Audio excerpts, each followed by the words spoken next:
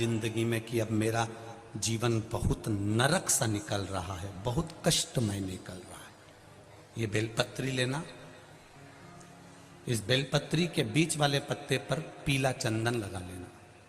कितना लगाना है?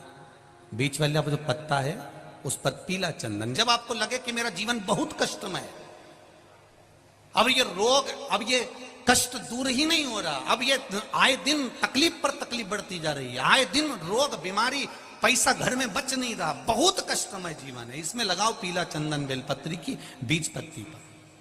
और बीज पत्ती पर जब चंदन लग जाए, लगने के बाद में ये दोनों पत्ती पर लाल चंदन लगा लीजिए। इन दोनों पत्ती के बीच में जो डंडी का भाग होता है, आपको कहा था, आपको स्मरण में होगा शायद, हमने जब बेलपत्री की महत्वता बताई थी तो उस बेलपत्री की महत्वता में कहा था ब्रह्मा विष्णु महेश ये तीन हैं, बोला था। बीच में ये बड़ी पत्ती से लेकर जो दो पत्तियां होती हैं, इनके बीच में जो जगह बचती है, इसमें मां पार्वती के 64 योगनियां, मां पार्वती अपनी पूर्ण सिद्धि के साथ में जितनी भी देवी के स्वरूप हैं, वो माता 64 योगनियां देवी के स्वरूप में यहां पर विराजमान होती हैं। दो पत्ती के नीचे से जो डंडी होती है नीचे तक, ये पूरी डंडी में 33 कोटि देवी देवताओं विराजमान होते हैं इस पूरी डंडी के अंदर।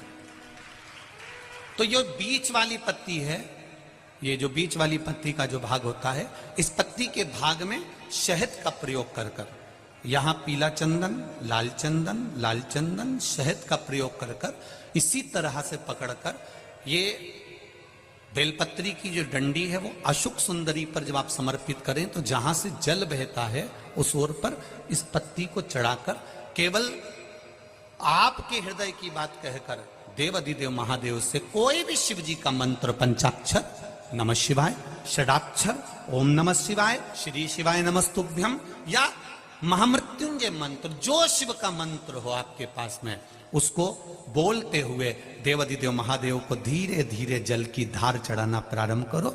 जल की धार जब पूर्ण होने लगे, उसमें थोड़ा जल बचे, तब अशुक सुंदरी पर जो तुमने बेलपत्र चढ़ाई है वहां उस जलधार को चढ़ा। ये प्रयोग आपको केवल सोमवार की अष्टमी पढ़ने पर ही करना है। कौन से दिन करेंगे? जम के बोलिए जरा। सोमवार की अष्टमी पढ़ने पर यह प्रयोग करें और जल चढ़ाकर बाबा से विनती कर कर उसी बेलपत्र को वापस उठाकर कहीं जलाशय में या किसी पेड़ के नीचे विसर्जन कर दें और एक लोटा जल वहां भी चढ़ा दें। बस निवेदन कर कर आ जाइए, मेरा बाबा 3 माह के अंदर हाथ जरूर पकड़ेगा और आपको दलदल से बाहर निकाल देगा। यह उपाय आप तभी करें जब आप बहुत परेशान हो, और यह उपाय आप जैसे ही करेंगे तुरंत आपको कठिनाइयों से निकलने का मार्ग खुलेगा और आपको सहायता प्राप्त होगी। प्रभु पर विश्वास रख के यह उपाय अवश्य करें।